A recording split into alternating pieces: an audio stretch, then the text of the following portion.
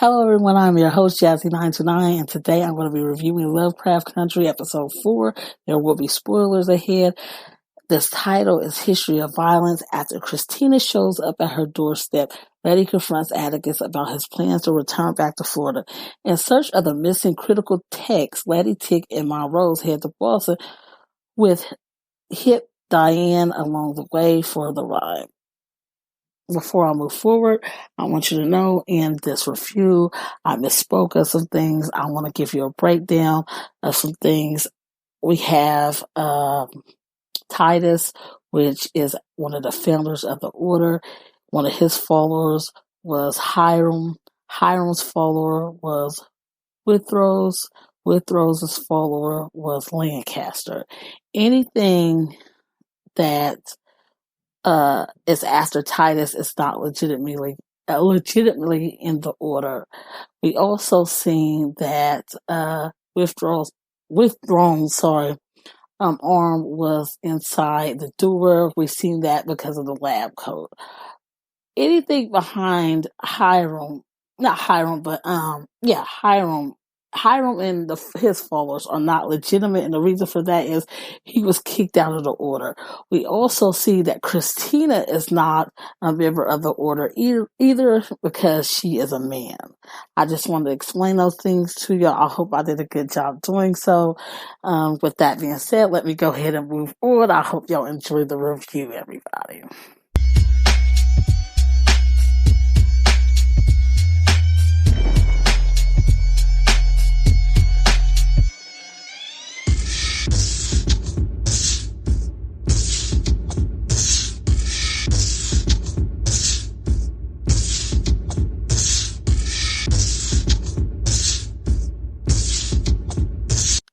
Hey everyone, I'm so excited. This is my 100th episode and I'm happy about that. I am hosting a giveaway, so stay to the end and get the details about that. This week they gave us the Goonie vibe and the Indiana Jones vibe, and I loved it. We got the episode early this week. Thank you, HBO, for that. I give this episode 5 stars. We got a new road trip adventure to Boston. We see that Montrose is drowning himself in a bottle. He burns the Book of Order of Ancient Dawn. This book does explain why the monsters were actually made. After he was told by Uncle Tic to give the book to Tic because Tic might be their last hope. He also has thoughts of the violence he put on Tic and the violence that he received from his father. Montrose has a father and son moment with Tic. In this episode, he gives him woman advice, and he tells him that his father would be proud of him. We see him kill Yahima. He doesn't want her to go ahead and translate the pages. I think that is to keep Tic and Leti safe. I think that he's doing all of this to keep Leti and Tic actually safe, or there may be some other reason behind it that I'm going to put out there. I want to know what y'all think. I love his humor in this episode. This episode was amazing. In this episode, they indicate that Montrose may be gay. We see that Tree tells Tic that he spent a lot of time with Sammy, the bar owner. In the first episode, we seen they spoke of Monrose's father beating him, and I got that he was actually beating him to try to beat the feminine out of him. He used to put flowers and stuff in his head, everybody. So I was wondering if this guy Sammy is his secret lover and Christina actually knows, and she's holding this over his head, and he has to actually do what she tells him to. I want to know what your thoughts on that. That's just a theory I want to put out there. I was worried when I heard the guy tell Tic that his dad was in the back. I thought he was in the back with a man. Sammy telling like your dad's in the back. I'm like, oh my goodness, he's in the back with a man. Lord, please say we ain't gonna see this again. And I didn't want to see Montrose in the back with no man. I like Montrose. I love his character. I love the actor. But we didn't see that, which was a good thing. Let's go over to Christina. Christina is William, y'all, and can't nobody tell me otherwise. I think she's like Yahima. She may have the soul of a woman and a man, or she could also be a shapeshifter with the magic thing, Christina finds herself over Leti's house, and she tells her that she wants the Ori. The Ori actually is the key to Hyrule's time machine.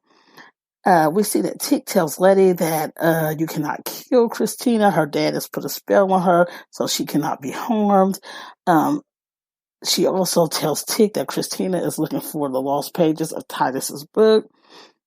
We see that there is a follower of Lancaster. No, I'm sorry, Lancaster. We see Lancaster. He is a follower of Hyrule, but he is not legitimate because you remember Hyrule got kicked out of the order. Hyrule has made this time machine, y'all, and I think this time machine goes to different world dimensions, and I think that Uncle George's wife will use this time machine. And I'm hoping she uses this time machine to actually go back and get Uncle George in some type of way, but we'll have to actually see what happens. We find that there is moaning in the background where Christina is in the office of Lancaster's.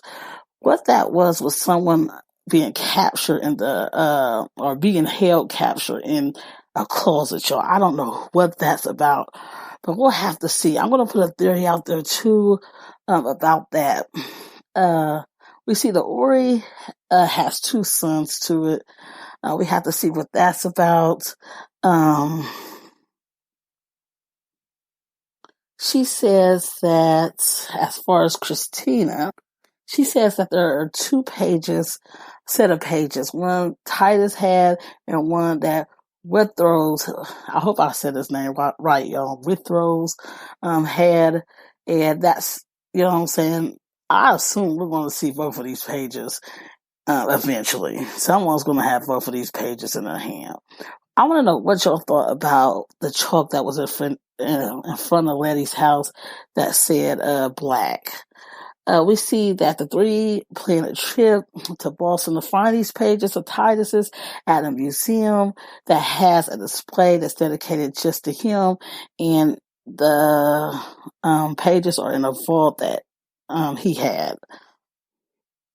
This display for Titus is actually putting him out there as an explorer. He did adventures around the world or whatnot. I got the Christopher Columbus feel. He went to adventure. He took over some land or whatnot. He discovered land or whatnot and some people. He was put on display as a hero, but he actually really wasn't because he killed these people or whatnot and took what he wanted. I also got the feel when he took that girl, the two Clark brothers, the story about that, y'all. Tell me what y'all thought. We see that this trip includes Uncle George's wife, his daughter Dee, and because Tree wanted to go to another place, I think if I'm not mistaken, he said he was going to Philadelphia or somewhere. He caught a ride along the way. We see that Ruby wants to become the first black person to work at this department store. And when she goes, she finds out that a black woman actually was already hired. So she's pretty down about that. During this time, she's down getting liquored up and everything. We see that William comes to the bar and charms her off of her feet, and he tells her that he could take care of her and give her anything that she wants. They end up having sex, which was a hot sex scene on the stairs at some house. I have no clue whose house that was. Maybe he took her back to his house, but we'll have to see. It was very spicy, y'all. Better than the last sex scene we've seen with Leti and Tic. Now let's talk about the new character in this episode, Yahima, which is a spirit of a male and a female. Titus found her on one of the little ventures that he was on while looking for someone that could read the pages of the book. Then he killed her family and imprisoned her on a ship in his vault after she refused to continue helping him, after she saw his true colors of how evil he was. And then, as I just said, he killed her family and trapped her there. And then put a enchanted spell on her. So if she ever left, she would become a siren and she would never be able to speak.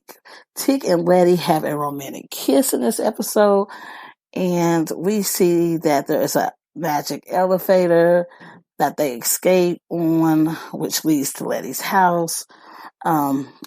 this house or these tunnels, y'all, seem to be connected. You know, say to Leti's house to this museum some type of way, and Lord knows wherever the tunnel may go. Also, we see that Monroe solves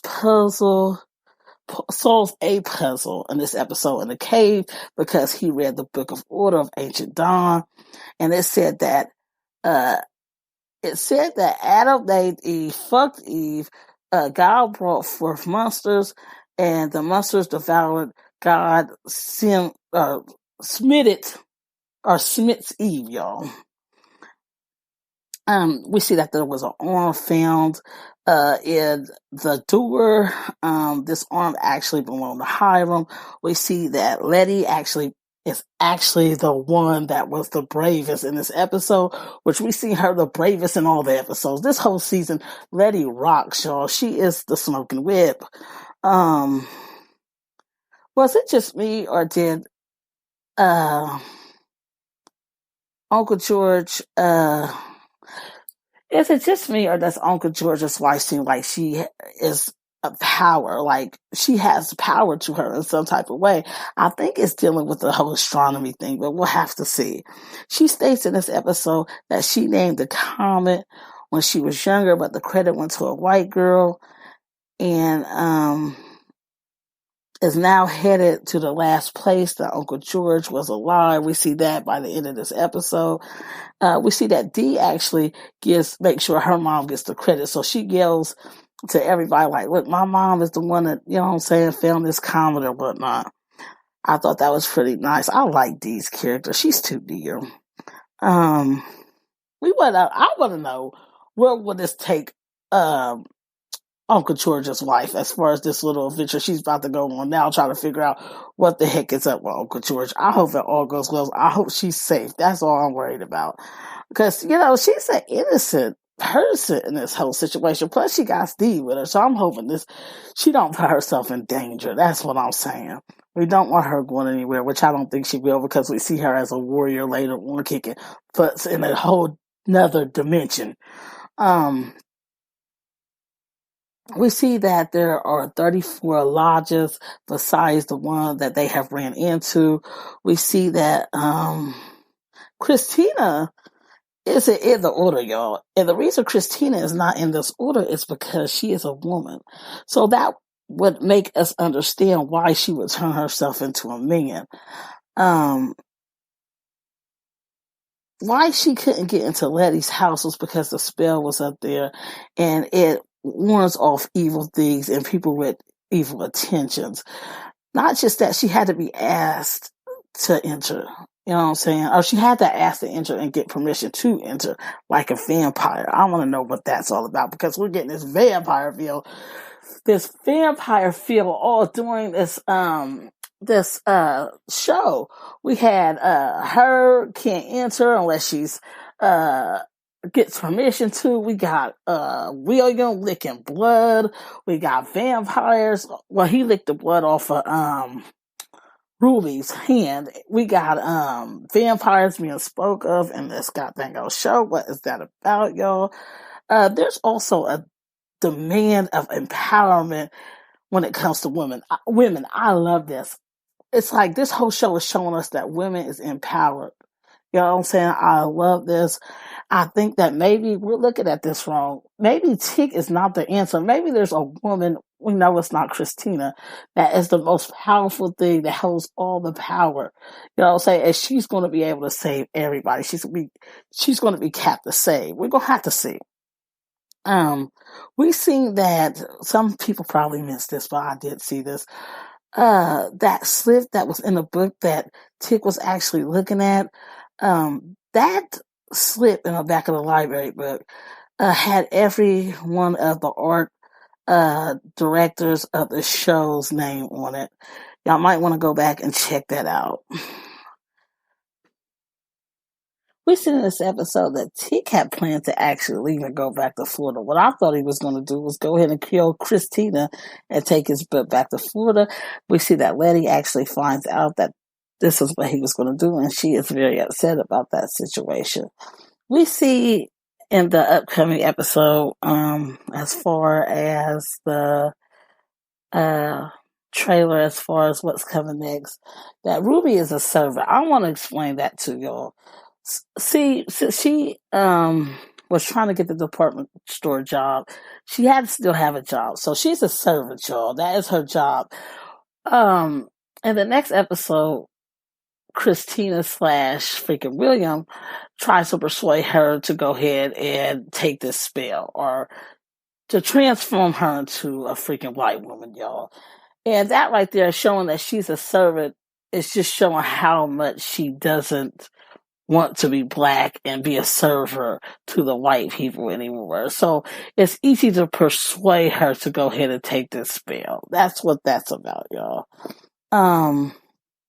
I also want to talk about another thing, Bobo. Will this be the last time that we see Emmett Till, in this episode? They go off on this adventure. Did he go off on his adventure too? That, led to his death. We'll have to see if we actually see him again. But we did see him in this episode too. Something else I want to put out there. I think the kids are the answer. It's point blank and period. I noticed that as a parent, we always hush our kids at certain times. I do it. I think we all do it. There's times that our kids try to be like, hey, mom, this, and that, when grown folks are talking about a certain subject that we don't think that a kid is appropriate for a kid. It's none of the kid's business. You know what I'm saying? We're having grown folks conversation. Our kids come forward and could give us some good information at times about whatever we may be talking about, believe it or not, but we're shushing them up. And in this show, I think that's the problem. Dee has information, y'all. And since she's a child, we feel as far as her mom is shushing her up and telling her to basically be quiet, because, mom's like, I got this, there's no need to put my baby in it. But at the same time, I think we need to be paying attention to Dee, y'all. I think Dee may hold the key to certain things. Mom needs to, and everybody else needs to be worried about what Dee talking about. Because, see, Dee writing all the stuff down in her comics, and they're very detailed. There's something about that little girl. What else? That's basically it, everybody. I want to know what y'all thoughts were about this episode. Feel free to leave it in the comments below. This episode, when y'all listen to it, y'all can leave comments. I hope y'all do see that. Let me know what y'all thought about this review I did. It does help the show. It helps me improve the show. Also, I want y'all to know y'all can head on over to the store. I got a new design over there that was inspired by the show. I think it's really cute, and I'm happy that I did it. This is actually the shirt that I'm going to be giving away to a lucky winner. All you have to do is go over to my website and subscribe. The link will be over on my Facebook page. I will also leave the link over on my Instagram. I'll leave it on Twitter too, Talking Out Loud with Jazzy929. You will get the link for the website. I also want y'all to know to head over to the website. I have a blog over there. You'll see information about the store. I will keep y'all updated on everything that's going on. Subscribe so I can keep y'all updated on certain things that's going on with the store and the podcast. I'm thinking about doing a live soon. Like I said, I just did my 100th episode. So we could talk about everything that, the shows has, brought, as far as all my reviews and things. I want to thank you all for tuning in. Next time I will be reviewing episode 5 of the show. Until next one, look at me, everybody messing this up. Until next time, thank you all for tuning in.